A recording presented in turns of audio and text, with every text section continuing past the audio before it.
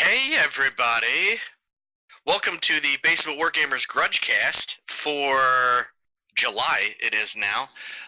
We're coming at you live from my basement. Actually, the rest of you are at home, but I'm in my basement. And it is the day after our weekend-long event, Summer Slaughter, which went off without a hitch, fantastically well. We'll get into that a bit later on. Joining me this evening, however, we have El Capitan, Sean Feather. Hey, everybody. We have Bill Weast. Hello! We have King Hefe West. Hey, guys. We have Sam. Hello? That was so brief of an intro, it confused me. It was very muted. I definitely thought there was going to be something after that. Here we go. We have Sam, a wolf in sheep sunglasses, Lucidi. That's actually more confusing. Because it's like the wolf thing. Okay, never mind. And our favorite guest of all time, obviously, Karl Lemon Wedge Vela. I like that. I like the lemon wedge. That's good. Excellent. So, guys, what's up? I am recovering from this weekend. Same. As is most of us. Yep. As is most of us. For those of you that don't know, we just had our Summer Slaughter event, like I said. It was a 2-day-long 40K GT, as well as a 1-day-long Age of Sigmar Rogue Trader tournament. Age of Sigmar happened on Saturday. The 40K one obviously happened on Saturday and Sunday. It was at the West End Fire Company. And Sammy, what numbers did we have for 40K? How many people did we have show up? So we had at our peak on the first day, we had 26 people. We had 2 drops, so still really solid numbers. And I think we had, 14 for Age of Sigmar? Yes, 14 Yeah, was for 14 Age of for Sigmar. Sigmar, I believe. On the dot. And winner chicken dinner of the 40K tournament was our very own Karl. I'll just have a salad, Vela. Well done, buddy. Thanks, dude. I'd like to point out before the next 45 minutes to an hour of derogatory nicknames kick in for those who weren't at the 4-person dinner where Jared decided that me wanting a lemon wedge with my Diet Coke was the funniest fucking thing that ever happened in the history of mankind. That's where all of these salad and lemon wedge jokes are coming from. So just to give someone some much needed backstory. And don't forget the spaghetti and meatballs. I mean, Listen, motherfucker, you had to all I carb load. did was order spaghetti and meatballs. That is an adult dish. Sure, on a children's menu. Absolutely. Absolutely. And then for who got second place and third place then, Sammy? Second place was Mike Butler playing Dark Eldar, and third place was Mike Hager playing Yanari. He's from Mythicos out in Jersey. And, Very cool. And then our overall winner was Alex Sasha Edelkraut, correct? Yep, our Renaissance Man, best combination of points and paint was Alex Edelkraut. And we had some pretty bitchin' prizes for the 40K one, didn't we? Yeah, we sure did. So I feel like, real fast, if we're going to shout everybody else out, I got to also shout out Justin Cook, who won Best Painted. But yes, yeah, absolutely. our prizes were a Mountain of Night Titans. Yeah. The Renaissance Man got an overall Night Titan army with a couple of big guys. Karl, you got a big guy and a couple of little guys, right? That's right. It was a Castellan and 2 Warglaves. And then the rest got big guys and little guys as well, didn't they, Sam? Yeah, pretty much across the board. Best overall was 2 Castellans and a Valiant. Mhm. Third place got a Valiant, and then everybody else got some combination of a Castellan or a Valiant and some Warglaves. I mean, And our overall also got a 3D printed bolt pistol. I just got to say, it's pretty awesome that you can go to a tournament and for winning 3 nights, basically win an entirely new 2,000-point army for showing up for a tournament is pretty freaking cool. Oh, yeah. It is pretty epic, and especially with the strength of the Night Titan list right now, and even in combination with other things, it's definitely a great grand prize to have. So big thanks to, obviously, everyone that was involved with that.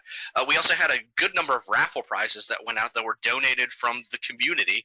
Basically, anyone that had additional boxes or stuff that they just didn't want would have them raffle off, and proceeds went towards funding our next tournaments.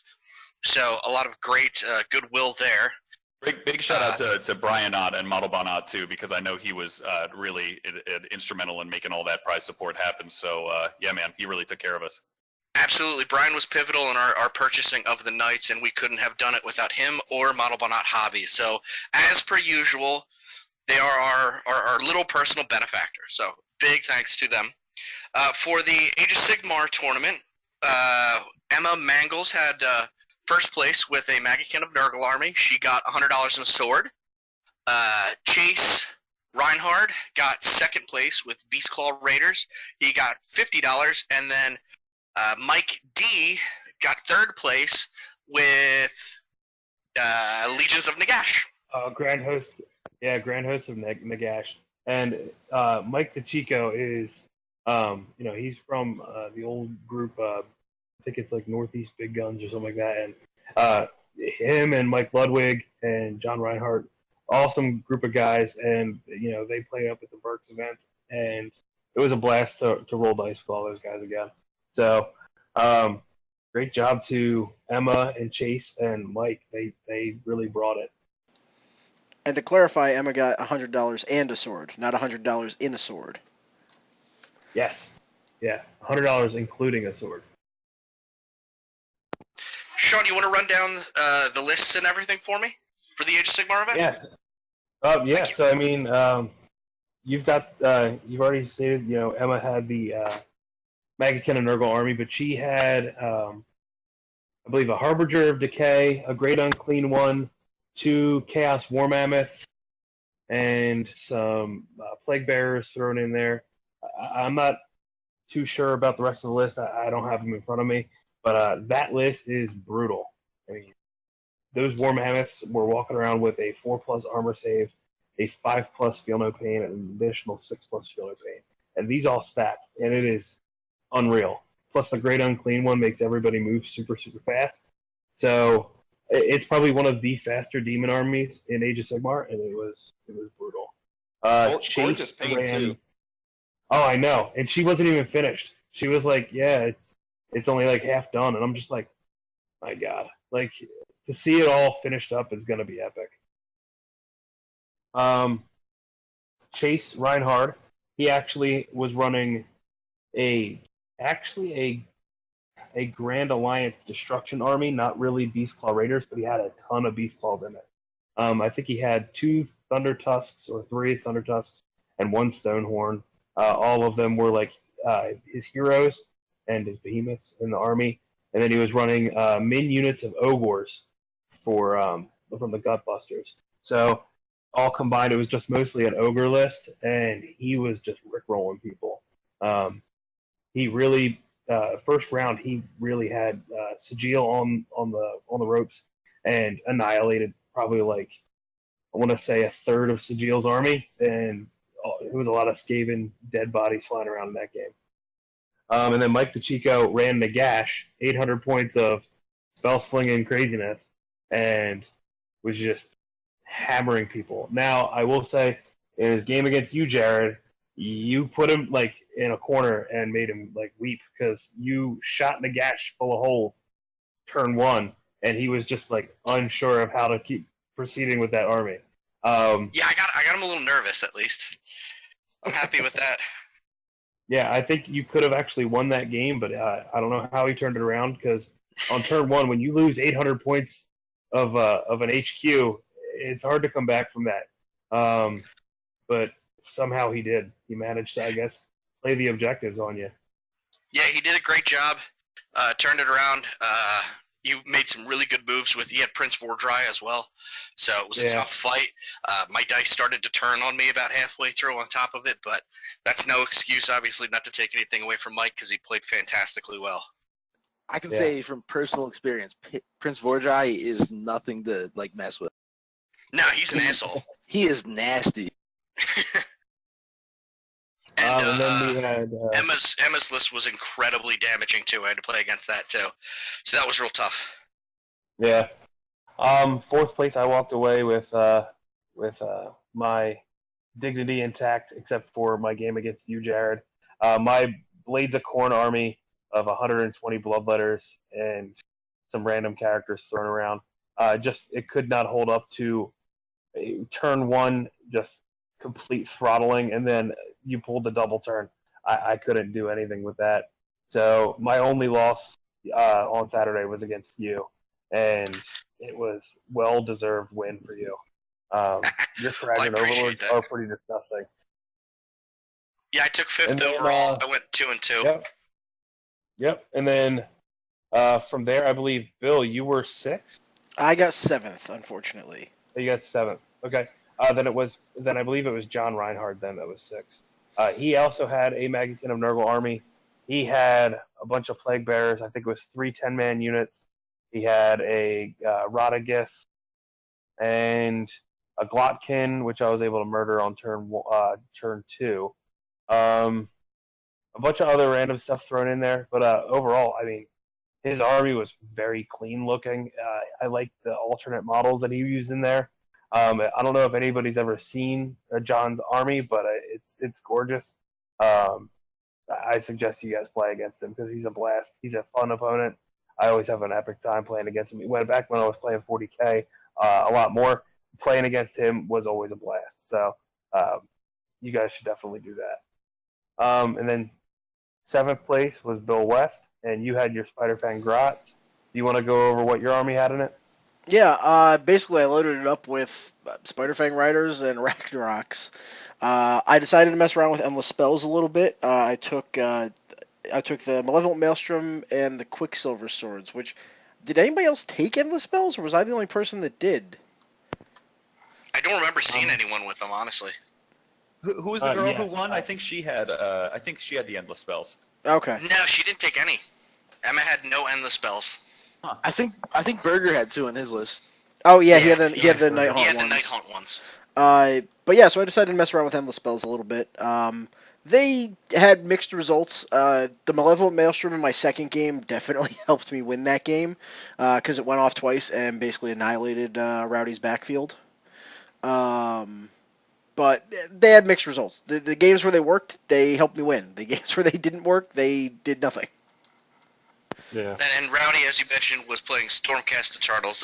He was newer to Age of Sigmar and decided to throw his hat into the ring for the tournament, which was very brave of him. And I think he had a really fun time too, which was good. Yeah, I think the tournament, the first round was his very third game overall. So that was kind of ridiculous. But he hung in there. He was there till the end, and it was a blast. I ended up playing a test game for him earlier in the week, actually 2 weeks prior. And dude, he's all about Sigmar, so it was a blast to get him out there. And I actually misspoke. Josh Eldridge was 6th in our placing. He had a Legion of the Night army, and John Reinhardt was 8th. And then Mike Early, he brought a Night Haunt army. That was actually his second or third game starting our tournament as well. Mike Ludwig, he actually ran Iron Jaws and had like 30 Gorgruntas, and it was nasty. That was a rough list. He annihilated. That looks scary. I know. He annihilated Don. It was disgusting. Like, first turn, I think Don lost half his army. That list I really thought was going to do better than it did, to be perfectly honest. So did I. Scary. So actually, Ludwig and I were talking about this because his list it's a glass cannon. If he gets in, and he's going to hurt you turn 1. But if he doesn't whittle you down turn 1 enough, and you start swinging back, you're going to get through his guys pretty easily. Yeah. I mean, I always struggle with Gorgruntas for some reason. I don't know why. But I did not want to fight that, and it seems like a lot of really choppy close combat armies didn't do overly well against it. Because I know Don's Fire Slayers, Don was 11th, and his Fire Slayer army and Magma Draws could not keep up with it. The Gorgruntas killed, I think, 3 Magma Draws turn 1, and that just left Don his whole army crumbled after that. And then 12th place, we had Zach Shelley, also running Iron Jaws. He ran, I believe, a Gorefist army. He had, I don't know the War Scroll he took, because I actually played Zach game 1. I played Iron Jaws twice. He had, I don't remember the war scroll, but he had I think 3 squads of Gore Gruntas, some Ard Boys, he had Maw Crusher and the other version of Maw Crusher, It's just regular. Gordrak. Yeah, Gordrak, that one. More than anything, he probably took an Iron Fist. That's the standard kind of easy to bring formation for Iron Jaws. Yeah. And then 13th place was Sigil with his Grand Alliance Chaos, mostly Skaven. And then Rowdy Matt Roughton with his Stormcast in 4th place. So overall, it was a good day. Lots of fun games. I really like Age of Sigmar's new missions. We had a couple of house rules that I borrowed from the Missouri Meltdown, and that's another GT out west. And I think with the new FAQs, the next tournament's going to be a lot different. So we'll see how it all pans out. But overall, Summer Slaughter AOS was a blast. We are doing it again. We are going to increase our numbers, and I'm excited to see what the future holds for BWG in our tournament scene. So Karl, Sam, and Jeff, let's hear a little bit about the 40K side. So Jeff, we haven't heard much from you yet because we talked to Karl and Sam a bit. What was your how'd you end up? I kind of got rolled for most of the tournament, but I still had a blast. It was a really good time. It was my first time playing ITC missions, so it took a little bit of getting used to because the scoring and the rules are a bit different from like traditional 40K. I played Dark Eldar round 1, which was super cool because I've never played them before, and it seems like they got a pretty nice boost from the last couple codexes they had, and they're pretty good now. I played Orcs, Orcs are always a fun game. It's all kinds of crazy stuff and lots of models. I always enjoy it. And Jeff, I gotta say, as far as like never having played ITC missions before, this wasn't even ITC, this was Nova, which is very similar to ITC, but it's even a little bit more convoluted. So I think you did better than you think you did, dude, because placing middle of the pack, not having experience with these type of mission types, I think is pretty admirable considering you were running, a fairly middle of the road list and playing what is essentially a new game system, because I mean, like, these missions are so radically different than 40K book missions. So yeah, man, I think you did pretty well. Yeah, I have no problem with where I placed. I think I'm happy with where I was. I was actually talking to Sam about this after the tournament, and the whole scoring at the beginning of the turn is a whole new dynamic that throws a wrench in a lot of stuff that I was used to. Yep. But really interesting way to play, and I feel like it might add a little bit more of tactical gameplay that you wouldn't get in normal 40K. Totally, and you bring up a good point with having to wait until the start of your turn to score points, because all of a sudden it's not just about what you can accomplish in your turn, but it's about knowing what your opponent can accomplish in their turn, so that you'll actually know what you'll be able to score in the following turn. So yeah, it is a lot more layered. I vastly prefer Nova and ITC to book missions. Yeah, I'm definitely down to play some more. Now that I kind of know what's going on, it was fun. It was a good learning experience, and I can't wait to try again.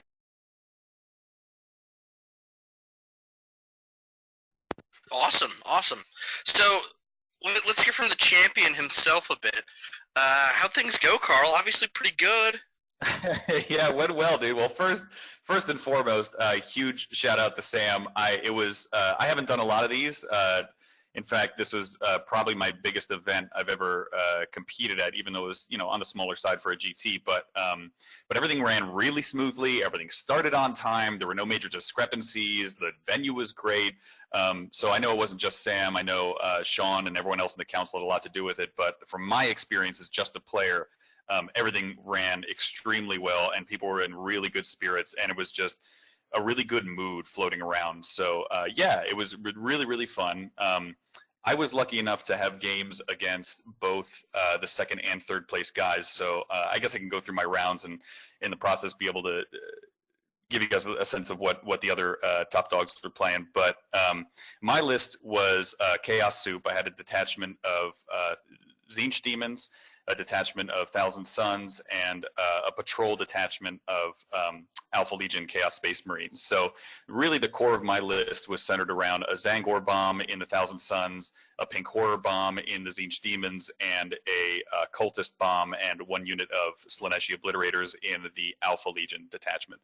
So my list is a super aggressive play style, but can play a little cagey turn 1, turn 2. So until I have really good board position, and then things just start dropping down and hitting like a ton of bricks, and I attempt to decapitate my opponent and then win on board control. So it's a really, really fun list to play. It's a lot different than something like Cultist Spam, which you see a lot on the Chaos side, and it's a lot different than I don't know, a lot of it has a lot of similar elements, but it still plays much differently than a lot of the really popular Chaos lists out there. So it was a lot of fun for me to run.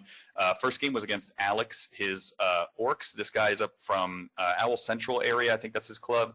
Really cool guy, had an awesome, beautifully painted giant Orc boy army.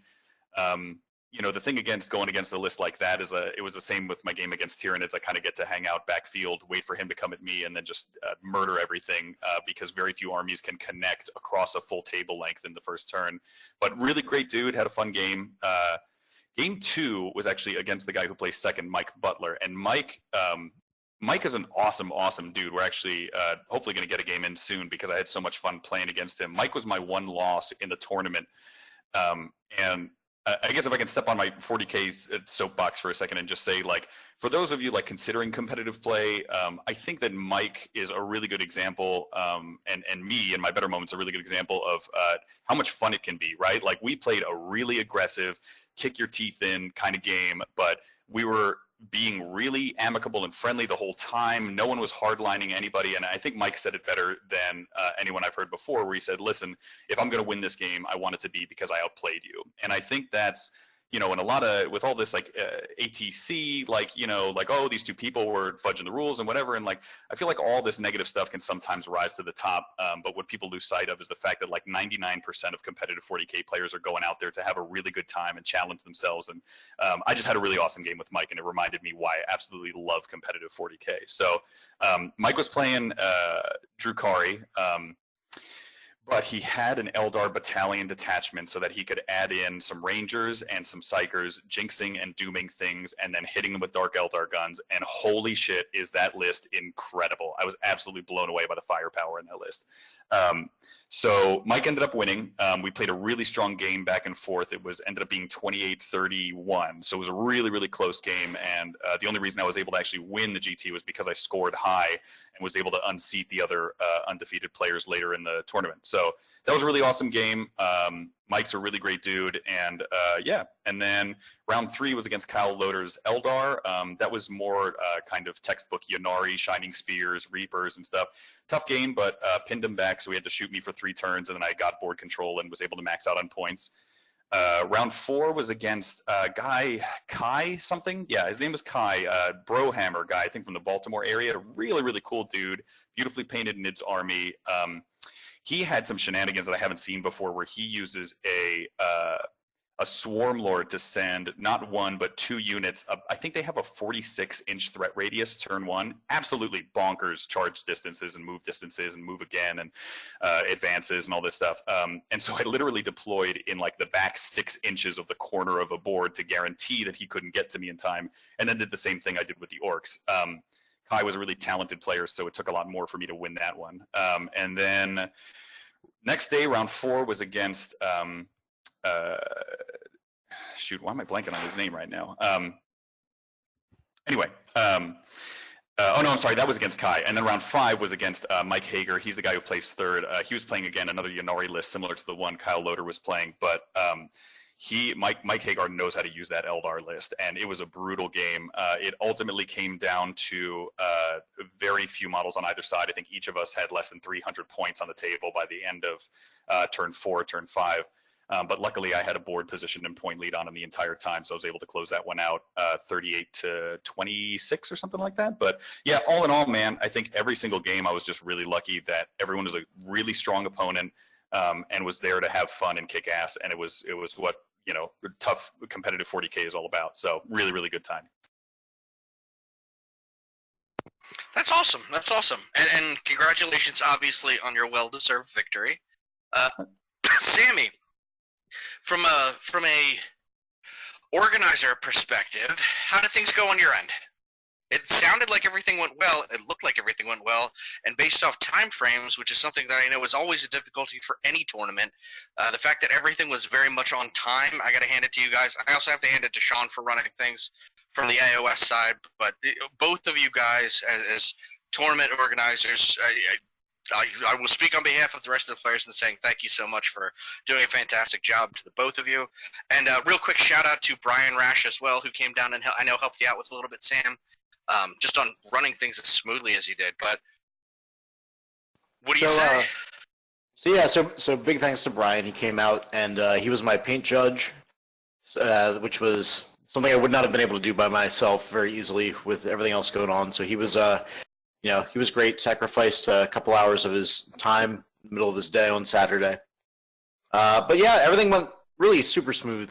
So 1,500 points with 3-hour round times allowed every single game, except for the finals, to end with a full 6 turns within that 3-hour allotment, which was awesome. Very few questions, no disputes, really. No sportsmanship issues. Everyone was really great. Everything went pretty much like a dream. Yeah, I mean, the only slow play I saw was Karl trying to pack up his stuff. So it sounds like everything went really well. I'm not used to playing with this many models, dude. It's going to be a persistent challenge for me. And I will say, you guys looked. I mean, the AOS players were as well. But for some of you guys that we all went out to dinner afterwards, and just like you and Culp and everyone, you guys looked so tired after that 3 game. Yeah, so dude, I can only imagine how stressful some of that can be. Running on fumes for sure. So there's our follow-up on Summer Slaughter. Great event. Definitely having it next year, probably around a different time frame, though, to see if we can bring in some more people. So more to come with that, obviously, later on in the next year. We look forward to it again. I know a lot of us will be going to a lot of other tournaments coming up, and we'll be giving you guys some more details on that later. But moving on to some other topics. Bill, what do you got for me? Well, we can talk about AOS Second Edition. I say let's go with that. We got Kill Team 2 coming out this weekend, but AOS has been out for about a month now, so... I like it so far. I mean, the changes aren't too drastic that it's caused much of an issue. I mean, I got a bit of a nerf with my army, which is fine, but I think for as much as I bitch about it, obviously, I think it was definitely necessary. My only gripe is as huge of a focus as there's been on Magic and with some of the assaulty shenanigans and stuff like that, and some of the command ability shenanigans, obviously, which thankfully are slowly starting to get FAQ'd, or at least in major tournaments, house rule. And one of the big issues was doubling down on multiple command abilities all at once. So, Sean, what did you do you did a couple of house rules for the iOS tournament. What were those specifically? I added command abilities to the rule of 1, essentially. You couldn't have the same unit benefit from the same exact command ability of the same name. That helped circumvent a lot of crazy stuff where people were doubling damages or getting the ability to attack again on top of already attacking. Yeah, and it was definitely very beneficial for what we were trying to do. Right. It's just it's too much of a lot of the craziness that you can see in 40K, but it's even more compounded because in 40K you have at least a list of data cards that you can use, and that's it. In Sigmar, every model has their own different command ability, and sometimes you can't keep up with all of that. So it's too much. So I feel that adding the command abilities to the current match play rule of 1 as a house rule is a good thing. FAQs did come out today for Age of Sigmar. So once I have a chance to go through all of them, I don't believe that was addressed in these new series of FAQs, but we will see. I know in the current series of FAQs that were just released, GW did make a decision on having Citadel Woods the war scroll for those to be applied to the Sylvaneth Wildwoods for the Sylvaneth army, which a lot of people complained about, not knowing whether they did or did not have that. So going forward, they do count as Citadel Woods and the Sylvaneth Wildwood war scroll altogether. They have both of those. So that was a good decision. But there's a whole bunch of them that I have to get through. I don't really want to continue discussing our house rules because for our tournament, only because they're all going to change with the FAQs that were just released. So it's kind of pointless to look backwards and go, oh, we could change that. But the new FAQs are they're going to take precedent over our house rules when we get a chance to finish going through them. Gotcha. No, that's fair. That's fair. Yeah. I'm a huge fan of the new endless spells. I think a lot of them are great. I still have my whole box that I have to put together, but I really like, especially for like pickup games and friendly games, rolling for what realm you're from and having all those realm rules come into play. I'm really digging AOS 2.0. It's a lot of awesome changes. Some people didn't like the point increases to their units with the General's Handbook, but I think overall the system's good, and it's just going to continue getting better. Absolutely. I gotta agree with you. It's been fun so far. The changes haven't been so sweeping that it's made it difficult. Anyone else? Any other thoughts on that? So I like the changes with the command points. I know a lot of people were worried about that to begin with. But, I mean, one of the things is, so for my Spiderfang army, it was my Grot Big Boss always has to be my general, because then I can't use my buff without him as my general. Now I can play and I can make an Arachnarok Shaman my general, and give them that command trait to make them better, and still get my aura bonus that I would get from it, from the Grot Big Boss. Yeah, so that's super nice. Cool. So 2.0, going out without too much of a hitch. There's been, thankfully, some quick responses with regards to FAQs. So more to come on that, obviously. So back to the 40K end. Not to obviously beat a dead horse necessarily on what all's been going on, but maybe we can talk about some other topics other than the actual specifics behind it, because I think everyone understands everything that went down at ATC. That being said, Sam, I know you were at ATC, so I wanted to see your thoughts on having been there and going through everything. And I understand all the stuff some of the scandalous, so to speak, behavior that went on. But from my understanding, the rest of it was a lot of fun, and I know you had nothing but good things to say when you came back. So would you like to expand on that a bit? Sure. I'm not gonna talk at all about any scandal or whatever. I just don't want to get involved in that. No, that's fair. That's completely fair. And like I said, it's been beaten to death. So at this point, there's no need. But yeah, so it was a very fun event. You go down. It's a team format, similar to the ETC, where basically you have teams of, in this case, 5 players that all, rather than playing group team games, you play against your team against another team. And you play 5 singles games, and there's strategy to the way that you pair up one list versus another to maximize your chances of doing well. And the team pretty much wins or loses together. And it's the whole thing is a big party. A ton of people come out from all over the place, and it was a blast. I think a highlight of it probably being getting to play Juice from the Wobbly Modelers in the Long War, round 4. We had a hell of a game.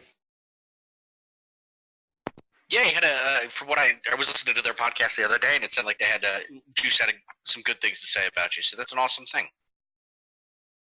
I would highly recommend anybody's thinking about it, put together a team and go on down. It's a great way to spend a weekend. Definitely. So, Bill, what else we got on the docket? Well, next up, new releases: Kill Team, and then Soul Wars, Stormcast, and Night Haunt for Sigmar.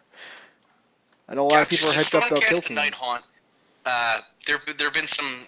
Obviously, the Sacrosanct Chamber opened up for Stormcast, which allowed Wizards. I had the chance to play against a couple of them at the tournament because Rowdy was running a couple of them. It doesn't seem too necessarily bad. I know some of you guys also played against Rowdy with the new Stormcast stuff. It seems pretty standard. What do you guys think?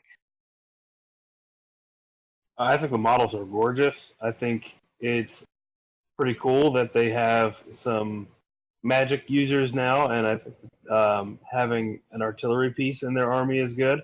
It rounds out the whole army.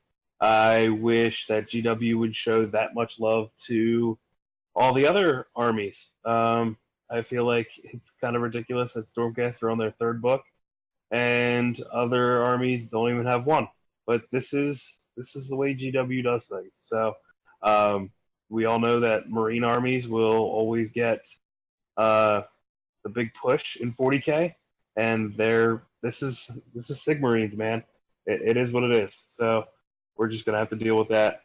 But I think altogether, that army is freaking sweet looking. I'm not a huge fan of gold armor. I love those alternate paint schemes, and they look badass with those robes on. The Sacrosanct Chamber, awesome stuff. The Night Haunt looked really nice too, and the army seems to play pretty. I don't want to say easy, but it seems like it's a really good starter army for a lot of people. Oh man, Night Haunt is like damn near idiot proof. You can play that army and not give a shit.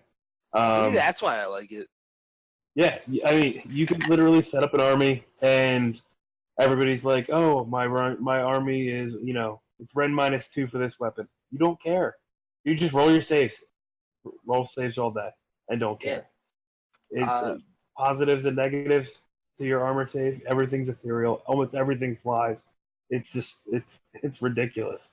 You can move wherever you want on the table. It's a fun army, man. It's a forgiving army.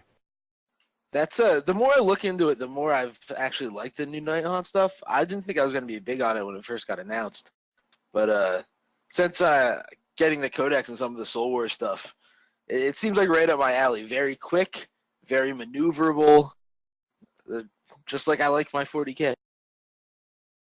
Yeah. And I mean, Spirit Hosts are still good. I mean, the old Spirit Host models, yeah, they're a pain in the ass to put together. They're not a fun unit to build, but those models are such a good unit on the table. So I'm looking forward to growing AOS in Basement Wargamers and in our community, and seeing other people jump on the bandwagon and play these games. I mean, everybody on this podcast, other than Sam, plays Age of Sigmar in some capacity. I know Sam plays too. Karl just is, not really. I saw Sam play. Karl, I mean, he's getting into it. I mean, he's got his Zinch army, and I mean, dude, everybody is if you've got magic and you've got models, and you're gonna have a good time in this game. It's other armies that are struggling, that don't have magic and don't have a lot of big creatures that struggle and that don't have a book. And it's I know, Bill, you struggled with your army, but because you don't have a book, but you seem to be doing well because you got these big guys to just get you through a lot of those events. So overall, this is an exciting time to play Age of Sigmar, man. That Soul Wars box, everybody loves it. It's so good. Yeah, and like I said, I still enjoy playing it. I very much enjoy playing the Spider Fang Grots. But I at the very least for the tournament, I can take solace in the fact that, hey, everybody that was ahead of me had a battle tome, and really it only came down to my first game. Zach got very lucky on his rolls, and I got very unlucky on my rolls. Yeah. So Kill Team then too is the other thing that came out. I think everyone pretty much has some form of army that they could run for Kill Team. What are you guys thinking on what you would play for Kill Team, other than getting the new stuff? Well, first of all, I do want to say that terrain in that starter box for Kill Team is ridiculous looking. I'm a terrain guy, so that right there has me peaked so much. I can't wait to get that box to build all those models. Yeah, that whole set looks pretty cool. Yeah. Are they selling the terrain separately too? I think they will eventually. I'm not sure right off the bat. I know they did with the Shadow Wars Armageddon. They started selling the terrain shortly after the release of the box. So I don't see why they wouldn't. I know, Sam, you got a box of Pathfinders recently to using Kill Team, right? Yeah, a box of Pathfinders and a couple stealth suits. So Nice. going back to my Tau roots for Kill Team. You've always Very kind of cool. wanted to go back to them, I think. Yeah, on some level. I was never a fan of like the Riptides and stuff, but I still like the battle suits and the Fire Warriors and stuff. Yeah, I think Nice. Kill Team is a nice way to get into another army for 40K without having too much of an investment and too much of a care. You can split up and you can break up what you're building and you're painting for your main armies, and you can just take a break by building and painting another set of models for a different system, and it'll be a good thing. I think GW is going down the right path with this, and I look forward to busting out the Raven Guard again sometime soon. Yeah, I look forward to actually seeing those guys in action again. It's been a while. It's I been also like look 10 forward. months. I also look forward to seeing Sam play something other than Chaos. No! I Even know my there's a Tau will be chance. Tau Chaos. Oh, wow. They're not even affected by Chaos. Yet. Or I'll are find they? a way. Yeah, You just don't know give what it a happened during chance. the fourth sphere. Nolan's Karl, basically you a dinosaur. doing He finds Zeke? a way. I haven't really figured that out, dude. I mean, I think the nice thing about Kill Team and the way I structured my 40K list is that I can choose between Thousand Suns, Iron Warriors, Alpha Legion, my Homebrew Legion, or Tzeentch Demons. So I think I'm going to play around with a ton of shit in Kill Team. Bill, what are you thinking? So if I'm being honest, I haven't looked into Kill Team that much, which I know is surprising considering that Genestealer Cult is in the core box for it. I haven't looked into it that much. If it's anything like the previous version of Kill Team I've played, I mean, I'll probably go Genestealer Cult. Maybe I'll use Blood Angels. Well, plus side to your Genestealer Cult is that you can also double them up in Necromunda, right? So, Yep. I mean, you've That got a is lot of that is the overall biggest. ability there. Yeah, that is the biggest selling point of the army for me. Is basically I have this army. Oh, so I can get into Necromunda for a $9 buy-in, and I can get into Kill Team for just a core rulebook. Okay. It's awesome. How Hefe, about what are you, you thinking? Jared? What do you Eldar or some other weird mixture? Maybe your unknown Alpha Legion will actually come out. Oh, I gotta find them. They're hiding somewhere. But I was looking at the Eldar stuff, and I'm kind of surprised that striking Scorpions aren't an option for the Eldar for Kill Team. Seems like a Not at all? weird. No, it seems like a weird option to me to not like have included in it. Yeah, But it's Yeah, a that's little, odd. a little shocking that there's no real aspect warriors other than Dire Avengers. I know it's super strange, just because aspect warriors are one of like my favorite parts of the Eldar. Actually, having those like Yeah. super specialized units. But There's a lot of healthy speculation that like all of these, like, you know, because like Chaos just got Marines and Cultists, that there's going to be like supplements later on that are going to include a lot of the elements of different armies that people are missing for Kill Team. So hopefully they actually do that, and I'm hoping that it's just a ploy to sell another book in a few months and make some more money. yeah, I'm interested to try it out either way. I have plenty of things I can still use with Eldar or Dark Angels if I want. Yeah, definitely. I'll probably run. I'm looking at either Dark Angels or I've got Black Templars. I can do my Guard. Obviously, is the obvious choice for me, especially my Scions. And I do have some Chaos. That could always get mixed into things. You have Chaos? I do. They don't come out very often. You son of a It's bitch. Dark Angels. They're hidden. I want to how kind of dare you. I kind of want to dare pick up a you. box of Chaos Reavers, Light. actually. Karl, where's your Imperial army? Oh wait. Well, I did get some fancy new knights, but I already started pulling out all the spiky bits that I have in my collection and looking through the buffet of heretical attachments I can put on these bad boys. I figured you'd ruin those knights. Awesome. Well, do we have anything else, Bill? No. I think it's hobby updates, right? Yeah, just hobby updates. What's everybody working on? I'm actually working on some. I'm working on a couple of different things. I'm going to be painting some Nurgle for Andrew Good at some point. I have a couple of little Caradron projects. I have a couple things to build for build and paint for my Zinch, obviously, as well as some Death. And I'm actually going back. This is probably what I'm a little bit excited again about. And it's been a while since I've really been excited about my Dark Angels, but I'm tampering with a few things for Dark Angels that we'll see what happens. So, how about you guys? Sean, what do you got? Let's see. I've got to finish doing all the washes on the remaining 100 love letters for my army. I want to get them finished up for Nova. Add the Middenheim or Middenberg grass tufts to the bases. I have to finish up my Karanak model for Nova as well. And I want to do all my movement trays because I have 120 models that go on movement trays. And I gotta make sure that they match the bases for Nova. And I want to do up a display board for them yet. And after that, that's pretty much it. I don't have much else to do. It's me for me. It's just prep for Nova.